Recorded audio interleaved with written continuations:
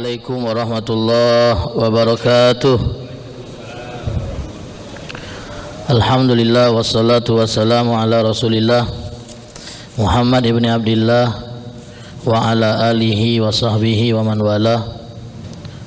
La hawla wa la quwata illa billah. Subhanaka la ilma lana illa ma 'allamtana innaka antal alimul hakim. Rabbi shrah li sadri wa yassir li amri wahlul 'uqdatam min lisani yafqahu qawli wa saddid lisani wahdi qalbi bijahin nabiyyi wa alihi wa sahbihi. Allahumma aghnina bil ilm wa zayyina bil hilm wa akrimna bit taqwa wa jamilna bil afiyah. Allahumma 'allimna ma yanfa'una wanfa'na bima 'allamtana wa zidna ilman wa amalan wa fiqhan bi rahmatika wa judika ya arhamar rahimin. Ma'asyiral hadirin wal hadirat yang dirahmati oleh Allah, alhamdulillah, puji dan syukur kita panjatkan kehadirat Allah atas limpahan nikmat yang Allah Ta'ala karuniakan kepada kita, nikmat iman dan Islam, nikmat taufik dan hidayat, nikmat sehat dan afiat, serta nikmat kesempatan sehingga dengan nikmat ini kita bisa sama-sama berada di dalam masjid yang insya Allah diberkahi oleh Allah untuk melaksanakan salat subuh berjamaah. Mudah-mudahan amal salat subuh kita diterima oleh Allah Ta'ala. Amin ya rabbal alamin. Salawat dan salam tidak lupa kita hadiahkan kepada junjungan kita Nabi besar Muhammad sallallahu alaihi wasallam beserta keluarga, sahabat dan pengikut setia beliau sampai akhir zaman. Mudah-mudahan kita semua kelak akan mendapatkan syafaat dari Rasulullah sallallahu alaihi wasallam pada hari kiamat nanti. Amin ya rabbal alamin. Ma'asyiral hadirin wal hadirat yang dirahmati oleh Allah Subhanahu wa taala, Al-Quran merupakan pedoman hidup bagi umat manusia, terutama kaum muslim. Di dalam Al-Quran banyak sekali informasi-informasi yang bisa kita dapatkan melalui Allah Ta'ala yang menurunkannya. Di antara hal yang menarik hadirin wal hadirat yang dirahmati oleh Allah, yang Allah Ta'ala ungkap di dalam Al-Quran adalah tentang sifat manusia.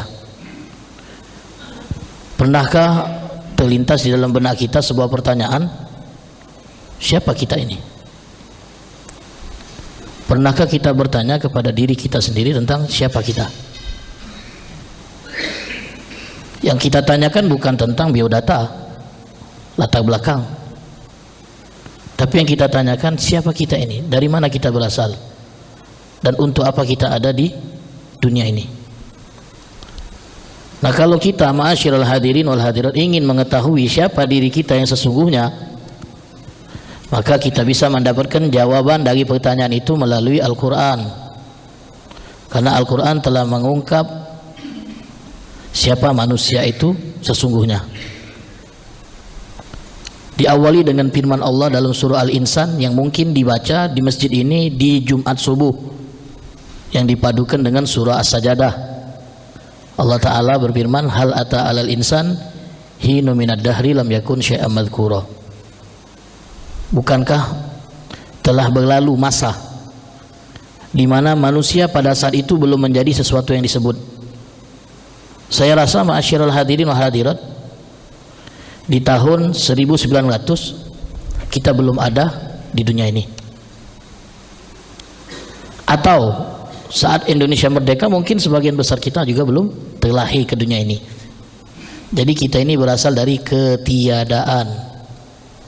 Dulu kita bukan siapa-siapa, dulu kita belum disebut, dulu kita belum ada di permukaan bumi ini.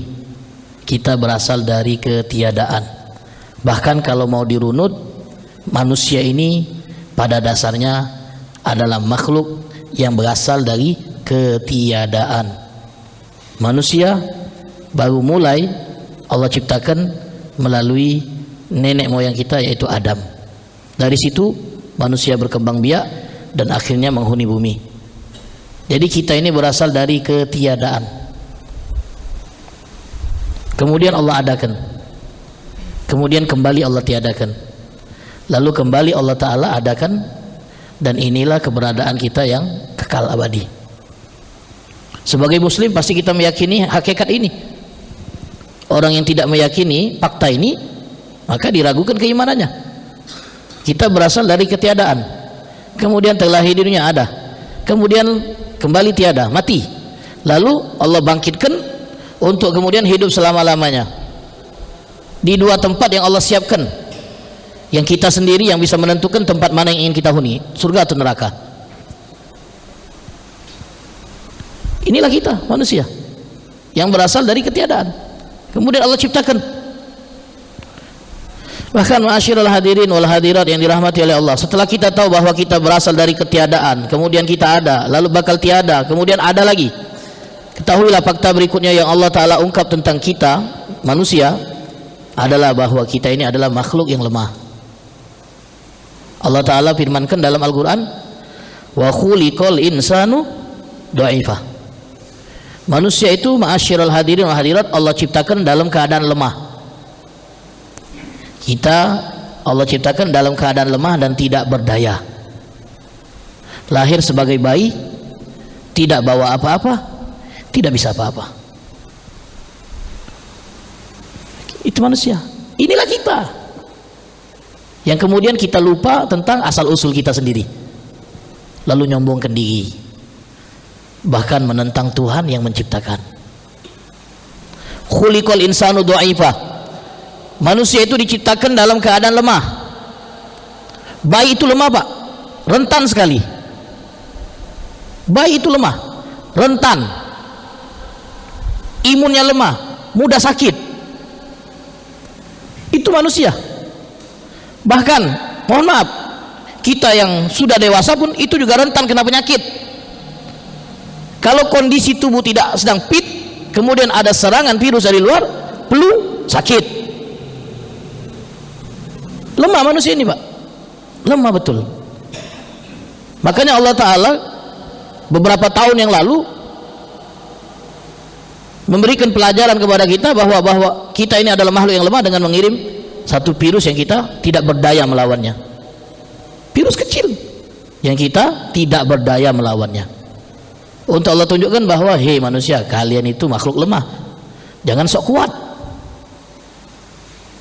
Khuliqal insan dha'ifa. Kita berasal dari keadaan yang lemah pada saat kita bayi, kemudian kita berkembang dan bertumbuh jadi kuat, dan pada akhirnya kita akan kembali pada kondisi lemah lagi, yaitu menua. Dalam surah Yasin yang sering kita baca, wa man nu'ammirhu nunakkishu fil khalq. Siapa yang kami makmurkan umurnya, kami panjangkan umurnya, nunakkishu, kami balik lagi keadaannya. Dari yang tadi gagah, sehat, bugar, kuat, setelah ia menua, fisiknya pun melemah. Allah kembalikan lagi dia seperti saat dia baru mau tumbuh, menjadi manusia yang kuat. Ini fakta, ini hakikat. Kita berasal dari lemah saat bayi, kemudian bertumbuh, berkembang, jadi manusia kuat, terus bertumbuh, berkembang, kembali lagi menjadi manusia yang lemah. Dan puncaknya ma'asyiral hadirin wa hadirat, ada sebagian manusia yang Allah Ta'ala sampaikan mereka kepada umur yang disebut dengan arzalil umur, umur terendah, yang ia kembali seperti bayi, tidak bisa mengurus diri sendiri, pikun, sehingga semua kebutuhannya harus dihandle oleh keluarga. Dia tidak bisa makan sendiri lagi, dia tidak bisa minum sendiri, dia tidak bisa berjalan. Kembali ia kepada kondisi seperti saat dia baru lahir, hanya tergeletak di tempat tidur, tak bisa buat apa-apa karena faktor usia yang sudah terlalu sepuh. Itu usia arzalil umur yang Nabi SAW ma'asyiral hadirin pernah meminta kepada Allah agar dijauhkan dari usia ini. Nabi tidak mau masuk ke usia ini, ke fase ini, kondisi di mana seorang manusia tidak bisa berbuat apa-apa, bayi yang sudah tua. Na'udzubillah, kita pun meminta kepada Allah agar kita tidak masuk ke fase umur ini. Karena Pak, kita takut kalau masuk ke fase ini dan anak-anak kita tidak bisa sabar mengurus kita, maka penderitaan yang tidak terbayangkan akan kita rasakan, ditelantarkan oleh anak yang dulu kita urus dan kita besarkan. Waliyadzubillah. Jadi manusia itu lemah kemudian menjadi kuat, dan kembali akan menjadi lemah. Makanya Pak, dalam dunia pekerjaan itu ada batas maksimal di mana seorang itu harus pensiun. Kenapa?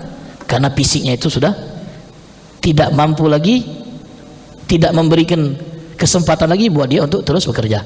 Atlet itu ada usia batasan untuk pensiun. Kemarin Pak, kami sempat mengisi perkumpulan dokter SPOG. Ada salah satu dokter senior yang sudah tidak praktek lagi di rumah sakit. Kami tanya, dok, masih praktek? Alhamdulillah, kalau bahasa Palembang goyo. Namun ada beberapa tindakan yang beliau tidak bisa lagi lakukan karena beliau sudah tidak muda lagi, seperti operasi. Beliau tidak diperkenankan lagi untuk melakukan tindakan operasi sesar karena faktor usia. Umur sudah 70 tahun, mata sudah tidak mulai jelas, tangan pun sudah mulai kuat. Takut terjadi kesalahan dan bisa berakibat fatal kepada pasien, maka izin untuk melakukan tindakan operasi itu dicabut. Usia tidak bisa membohongi kemampuan seseorang. Jadi ada batas Pak. Maka ketika Allah Ta'ala memberikan kita kemampuan, ketika Allah menguji kita dengan puncak karir, jangan sombong, karena semua itu ada batasnya. Kalau kita sudah berada di titik di mana kita tidak bisa buat apa-apa, tidak ada yang mau menghargai kita lagi. Itu manusia Pak. Bahkan di antara dokter ini yang paling senior, profesor, itu sudah tidak sanggup lagi untuk bangun dari duduk dengan cepat. Jadi kalau mau bangun dari duduk itu harus susah payah. Goyo Ustadz, sakit galau sudah sendi-sendi nih. Dulu Pak disegani, dihormati, dimuliakan, masih gagah, masih kuat. Tapi setelah menua, untuk membantu diri sendiri pun dia susah Pak. Itu fakta yang harus kita renungkan. Jadi apa yang harus kita lakukan sebelum kita masuk ke fase ini, sebelum kita menua, sebelum kita tidak bisa buat apa-apa, selagi masih sehat, kaki masih bisa melangkah, gunakan untuk taat. Gunakan untuk taat kepada Allah Subhanahu wa Ta'ala. Pernah diceritakan Bapak Ibu yang dirahmati oleh Allah, ada seorang yang berjumpa dengan Sayyidina Fudail bin Iyad. Fudail bin Iyad ini ulama Pak. Ketemu dengan Fudail bin Iyad, bapak-bapak. Lalu Fudail bin Iyad pun bertanya kepada bapak ini, usiamu sekarang berapa? Dijawab oleh bapak ini, 60 tahun. 60 tahun itu setengah abad lebih sudah Pak. Sementara Nabi SAW pernah bersabda, kisaran umur umatku itu antara 6 sampai 70. Dan sedikit yang melampaui itu. Sedikit, persentasenya dikit Pak. Kebanyakan 60 itu rata-rata, 70. Lalu Fudail bin Iyad berkata kepada laki-laki ini, 60 tahun 60 tahun kau hidup di dunia. Usia ini, durasi ini, kalau kau gunakan untuk berjalan menuju surga dan menuju Allah, kau hampir sampai. Kalau 60 tahun ini kau gunakan untuk ibadat, untuk taat, maka engkau hampir sampai ke surga. Nah laki-laki ini Pak, bapak-bapak ini yang nyadar bahwasanya 60 tahun ini tidak dilewati dengan ibadat Pak. 60 tahun ini terbuang sia-sia, digunakan untuk mengejar cita-cita, dibuat lupa dengan akhirat, terbuai dengan ambisi duniawi. Dia yang menyadari telah membuang-buang usia yang seharusnya digunakan untuk menuju surga, itu menangis di hadapan Fudail bin Iyad. Menangis Pak, menyesal. Lalu ia pun sontak mengucapkan kalimat, inna lillahi wa inna ilaihi rajiun. Musibah apa yang lebih besar daripada umur yang dibuang sia-sia Pak? Hal yang paling berharga itu Pak adalah hal yang kalau hilang tidak kita dapatkan gantinya. Itu yang paling berharga Pak. Uang masih bisa dicari gantinya. Mohon maaf Pak, kalau kita ditinggal pasangan masih ada gantinya Pak, walaupun orangnya beda. Tapi waktu Pak, siapa yang bisa membeli masa mudanya? Siapa yang bisa membeli usia produktifnya? Sampai-sampai ada seorang syekh yang sudah tua Pak, pernah berkata kepada anak-anak muda, ala laita syabab yabu'u yauman. Oh, cobalah ada orang yang mau menjual masa mudanya kepadaku, maka aku akan beli berapapun harganya. Sesuatu baru bisa dinilai berharga kalau ia hilang, kita tidak akan pernah mendapatkan gantinya, dan itu adalah waktu. Kita tidak akan bisa mengembalikan waktu 1 detik ke belakang, dan kita tidak bisa menghentikan waktu 1 detik sekarang, dan kita tidak bisa menghambat waktu 1 detik ke depan. Kita tidak bisa menarik mundur waktu 1 detik, menghentikannya atau menahannya. Waktu terus berjalan. Bahkan kita tidak terasa Pak, bahwa kita telah melewati bulan Ramadan itu 12 hari. Padahal seakan baru kita merayakan Lebaran, tapi sekarang kita sudah berada di hari ke-12 dari bulan Syawal. Cepat waktu Pak. Coba kita renungkan Pak, renungkan diri kita yang saat ini, lalu bayangkan kita yang dulu. 20 tahun yang dilewati itu Pak singkat Pak. 20 tahun yang kita akan hadapi ke depan itu memang jauh, tapi setelah kita lewati, kita akan menganggap begitu sebentar sekali waktu berlalu. Rasanya pingin mengulang waktu yang dulu, tapi mana ada yang bisa Pak. Jadi demikian, orang yang ditanya Fudail bin Iyad menangis, innalillahi wa inna ilaihi raji'un. Terbuang waktuku 60 tahun yang kalau aku gunakan untuk menuju surga aku hampir sampai. Lalu Fudail bin Iyad berkata Pak kepada laki-laki ini, kau tahu makna kalimat innalillahi wa inna ilaihi raji'un? Kalimat yang sering kita ucapkan ketika kita mendengar berita duka.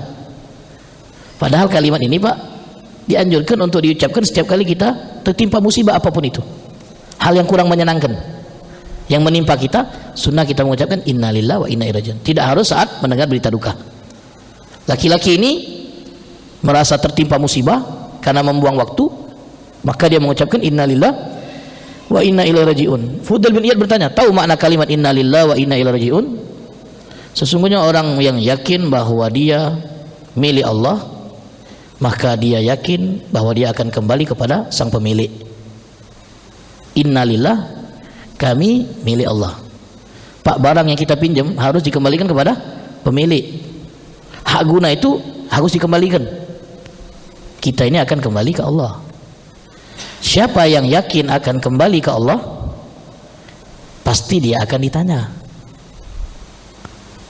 Siapa yang yakin dia ditanya, maka silakan siapkan jawabannya. Ada seorang pegawai Pak, dapat tugas dinas.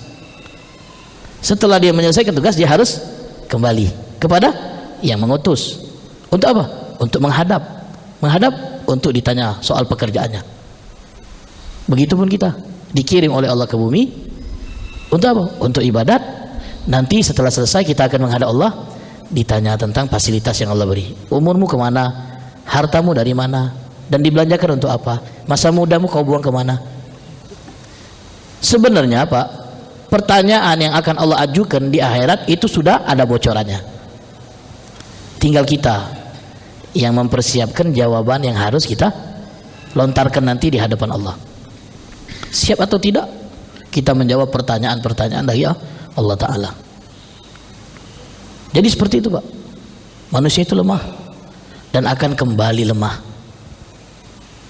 Itu fakta. Jadi manusia Pak yang Allah ungkap dalam Al-Quran, yaitu kita, satu berasal dari ketiadaan, dua berasal dari suatu yang lemah, tiga kita ini bodoh. Manusia itu berasal dari ketidaktahuan. Kita ini bodoh Pak, tidak punya keterampilan, tidak punya keahlian, asalnya dari manusia yang bodoh. Makanya Allah Ta'ala sindir dan singgung manusia yang sok pintar dalam firman-Nya, wallahu akhrajakum min butuni ummahatikum la ta'lamuna syai'a. Dia Allah yang mengeluarkan kalian dari perut ibu-ibu kalian dalam keadaan tidak mengetahui apapun. Kita lahir Pak tidak bawa apapun dan tidak mengetahui apapun. Bahkan bayi tidak mengerti apa yang dia minum dari ibunya, tidak ngerti. Dia hanya tahu bahwa itulah makanan yang Allah siapkan untuk dia. Bayi tidak mengerti siapa yang menggendong dan menimangnya. Bayi tidak mengerti apa yang ia dengar dari suara-suara yang ada di sekitarnya. Itu kita Pak, berasal dari apa? Ketidaktahuan, bodoh. Kita semua bodoh. Lalu Allah Ta'ala berikan fasilitas Pak, Bu, yang dengannya kita bisa mengetahui segala hal. Apa itu? As-sama'ah, pendengaran. Ini sarana untuk mendapatkan pengetahuan Pak. Kita banyak mengetahui dari mendengar. Bapak dapat ilmu dari mendengar. Apa yang saya sampaikan, kita belajar di sekolah banyak mendengar Pak. Lebih banyak mendengar penjelasan keterangan dari guru. Wa ja'ala lakumus sam'a, lalu Allah jadikan untuk kalian pendengaran supaya kalian bisa belajar, bisa mengetahui banyak hal. Kemudian wal absor, dan penglihatan. Sumber informasi, sumber ilmu pengetahuan itu pertama kali didapat dari yang kita dengar, baru yang kita lihat. Maka Allah dahulukan dalam ayat ini pendengaran, kemudian Allah susulkan dengan penglihatan. Orang buta masih bisa pinter Pak, mengandalkan telinga. Jadi dia mendengar keterangan, lalu dia hafal apa yang dia dengar. Bahkan kita melihat ada orang yang tunanetra itu hafal Quran. Dari mana? Dari hasil mendengar. Wa ja'ala lakumus sam'a wal absara wal afida la'allakum tashkurun. Allah jadikan pendengaran, Allah jadikan penglihatan, Allah jadikan hati untuk menimbang apa yang kita dengar dan apa yang kita lihat agar kalian bersyukur. Maksud syukur apa? Mengakui bahwa sumber ilmu yang kita dapatkan bukan hasil kerja keras kita, bukan karena kecerdasan kita, bukan karena kejeniusan kita, bukan karena kerja keras kita, bukan karena keseriusan kita. Allah yang memudahkan semua itu untuk kita dapat. Sombong manusia yang menisbatkan semua ilmu yang dia dapatkan itu hasil jerih payah dia semata. Sombong. Karena kalau tidak Allah yang memfasilitasi telinga yang sehat, mata yang jelas, bodoh kita Pak. Kita semua tahu baik, surat pertama yang turun kepada Nabi Muhammad, yang dengan turunnya surat ini Nabi resmi dilantik sebagai utusan Allah. Surat apa Pak? Al-Alaq ayat 1 sampai 5 yang menyinggung tentang hakikat manusia Pak, mulai dari penciptaannya dan asal usulnya yang tidak mengetahui banyak hal. Apa kata Allah? Iqra bismi rabbikal ladzi khalaq, khalaqal insan min alaq. Khalaqal insan, yang menciptakan manusia, min alaq, dari embrio. Allah sebut embrio detail, istilah yang tidak ada di saat Al-Quran diturunkan oleh Allah, atau bahasanya itu zigot. Jadi kalimat alaq ini kalau di dunia kedokteran kandungan itu disebut zigot. Allah Ta'ala bahasakan dengan kalimat alaq, kalimat yang sangat cocok dengan istilah zigot zaman sekarang Pak. Karena alaq ini sesuatu yang nempel di dinding rahim, kecil kayak lintah. Di dunia kedokteran disebut zigot. Dan Allah pakai istilah yang tepat, akurat untuk mengistilahkan calon manusia yang ada di rahim. Seperti lintah, dia menyerap sari-sari makanan yang dikonsumsi oleh ibunya. Makanya Pak, banyak orang-orang yang ahli dalam bidang ini terkagum-kagum saat menemukan fakta Allah menggunakan kalimat alaq untuk mengumpamakan zigot tadi.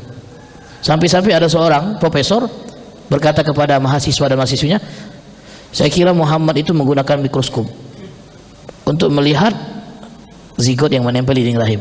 Kok dia bisa menggunakan bahasa yang tepat? Mahasiswa pun heran Pak, belum ada di zaman itu mikroskop atau alat-alat yang bisa menjangkau apa yang ada di dalam tubuh manusia.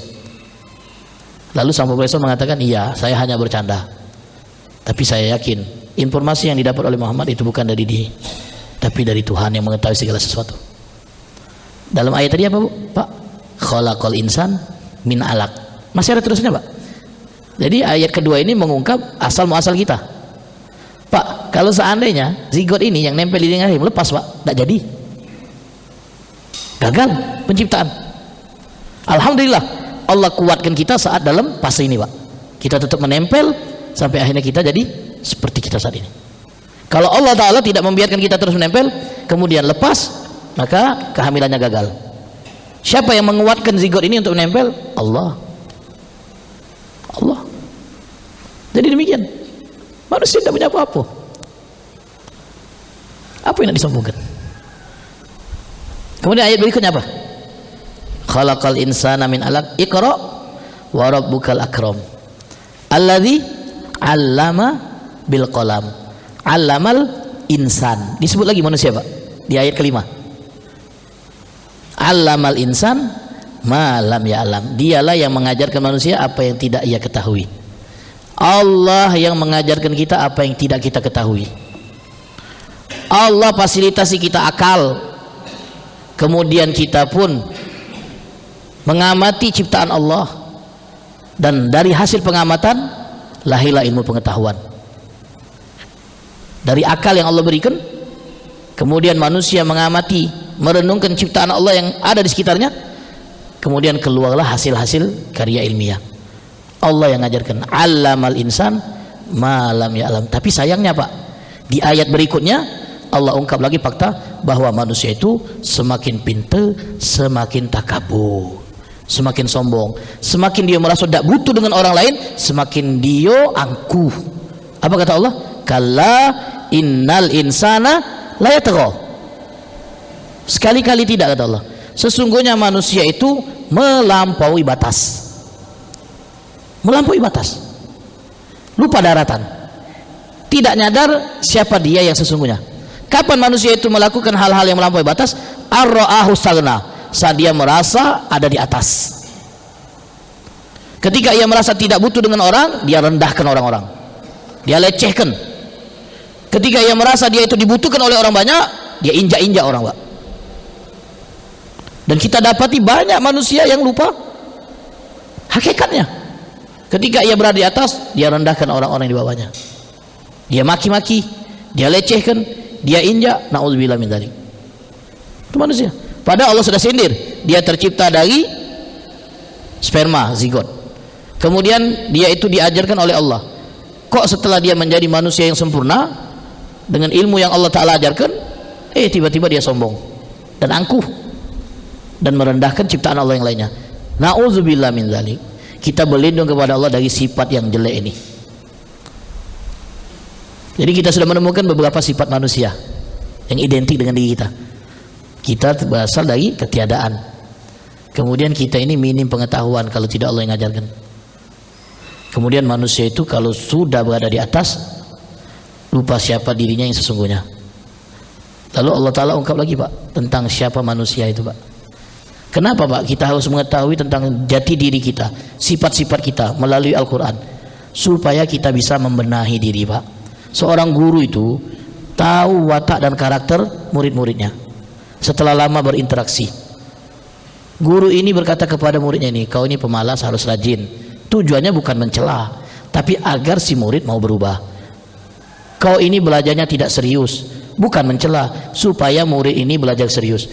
Allah tidak mengungkap sifat-sifat negatif yang ada pada manusia melalui Al-Quran kecuali karena Allah ingin kita ini berubah. Apa kata Allah dalam Al-Quran? Wa kanal insanu qaturo. Wa kanal insanu qaturo. Apa artinya Pak? Dan sungguh manusia itu amat pelit. Bahkan dalam ayat itu Pak, itu potongan ayat di bagian ujung Pak, itu penutup. Awal ayatnya itu Allah menceritakan tentang kalau seandainya perbendaharaan Allah ini itu dikuasakan kepada manusia dan Allah silakan manusia untuk mengatur pembagiannya, maka kita akan dapati manusia itu tidak akan membagikannya sesuai dengan yang Allah Ta'ala atur. Semestinya ini dapat sekian, kita pun akan mengurangi, karena manusia itu cenderung punya sifat pelit. Pelit dalam arti tidak mau mengeluarkan apa yang menjadi miliknya. Pelit, sayang. Kalau Allah kasih kepada manusia itu legalitas untuk membagikan apa yang sebenarnya menjadi hak Allah untuk membaginya, manusia akan perhitungan. Tapi lihat Allah Pak, lihat Allah yang maha dermawan, yang tidak pernah menghalangi karunia-Nya kepada hambanya siapapun mereka. Bahkan Nabi bersabda, kalau seandainya dunia ini bernilai di sisi Allah, maka orang-orang yang tidak beriman kepada Allah tidak akan mendapat setetes air. Tapi karena dunia ini tidak berharga bagi Allah, Allah bagikan. Kita dapati orang-orang yang tidak beriman malah orang yang paling kaya di dunia.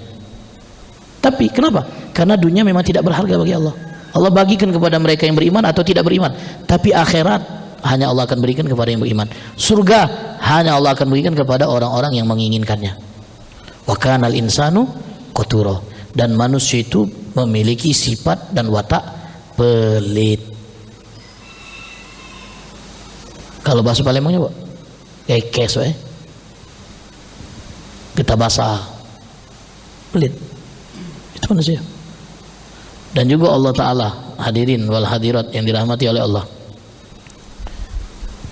mengungkapkan tentang sifat negatif yang ada pada manusia yang lainnya di dalam surah Al-Adiyat yang semua kita hafal Pak.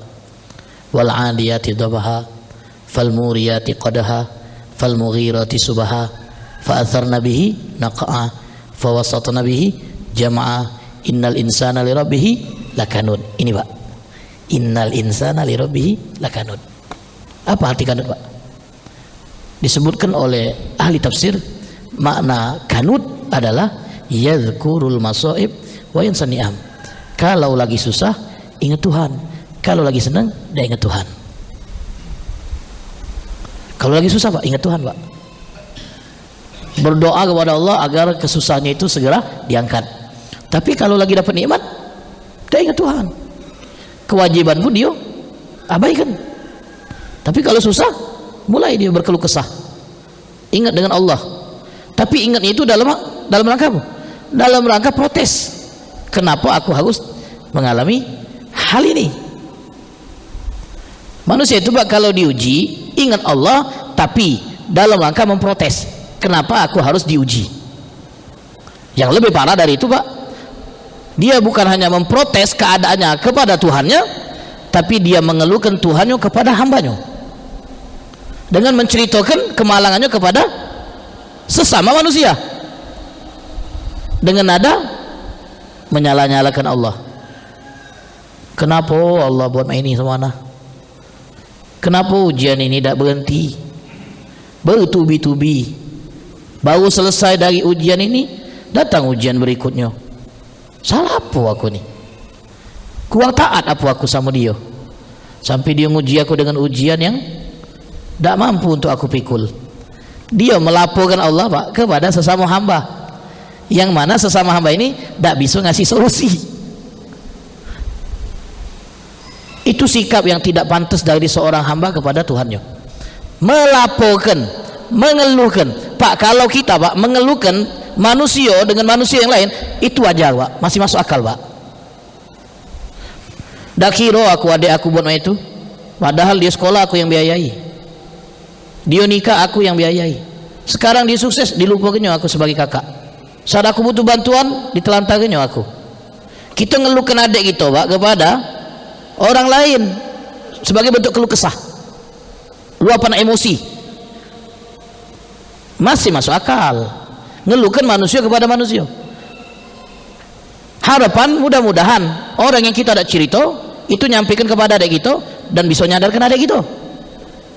Dan memang itu sikap tidak pantas dari adik kita, karena melupakan jasa orang yang berjasa kepadanya. Tapi ini ngeluh ke Tuhan Pak, kepada sesama hamba yang lemah. Ngapa lah Allah nguji aku ini? Baru kemarin dia ambek laki aku, ini anak aku pula lah sakit. Baru kemarin usaha aku pailit, ini sudah harta aku pula habis dibawa. Hasilnya apa? Nihil.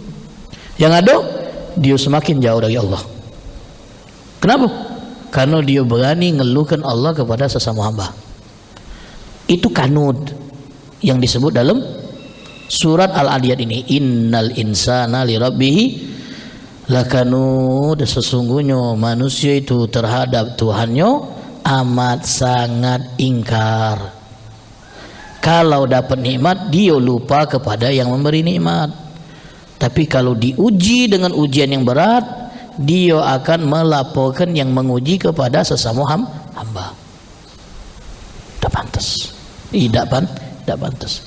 Itu sisi buruk, sifat negatif lain yang Allah sebut tentang kita manusia.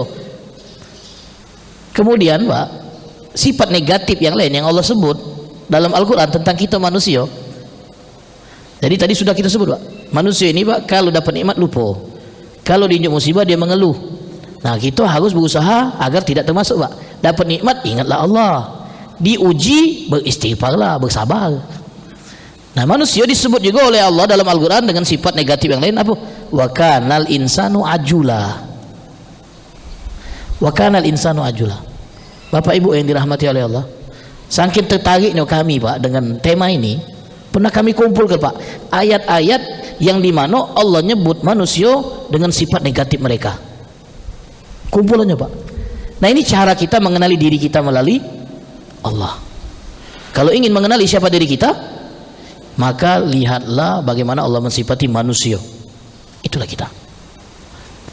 Apa kata Allah dalam ayat tadi? Wa kanal insan ajula.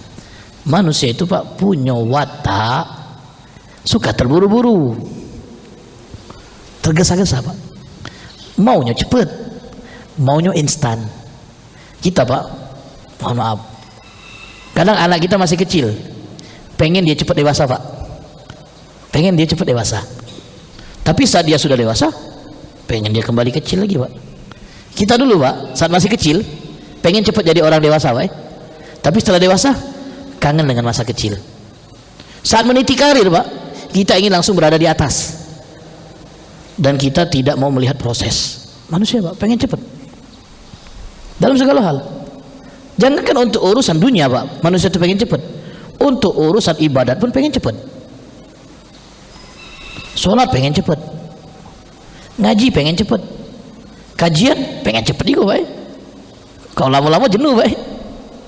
Tapi tadi sudah dibatasi durasinya sampai jam 6 menit lagi di jam kami.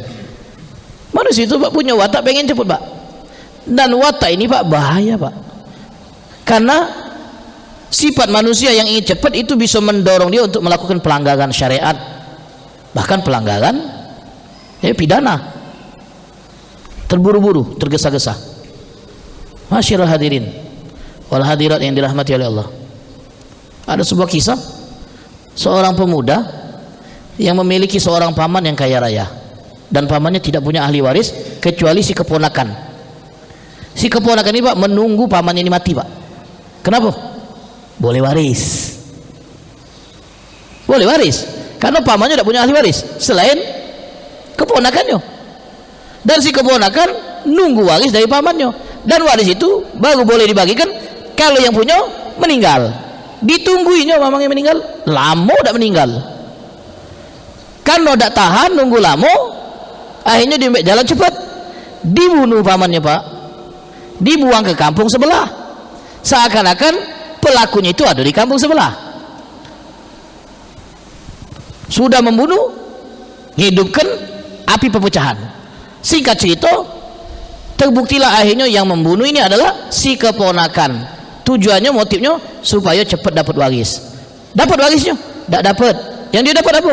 Eksekusi mati. Karena pada saat itu ada hukum kisos berlaku. Yang bunuh terbukti dan sengaja dibunuh, dieksekusi. Waris tidak dapat, nyawa melayang. Kenapa? Karena terburu-buru ingin mendapatkan sesuatu sebelum waktunya. Manusia punya sifat itu Pak.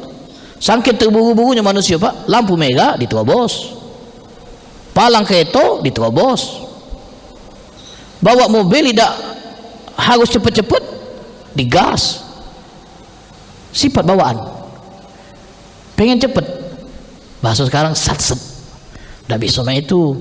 Bahkan yang instan pun ada proses, namanya mie instan tidak langsung dimakan, direbus dulu masih.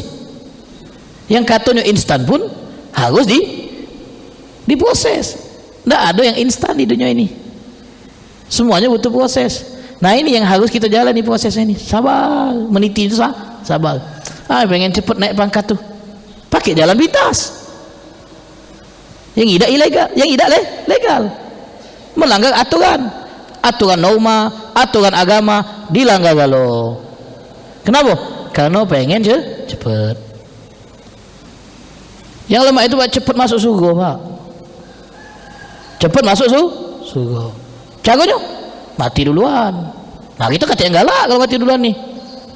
Sebab tidak mungkin kita baca masuk surga kalau tidak mati.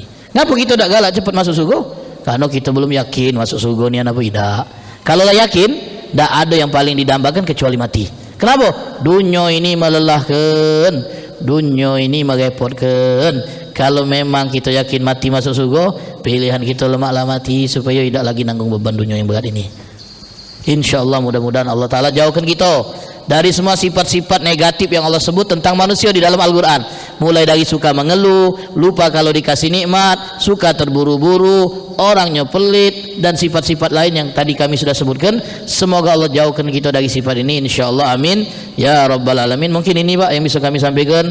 Lebih dan kurang mohon maaf. Pada Allah kita semua mohon ampun.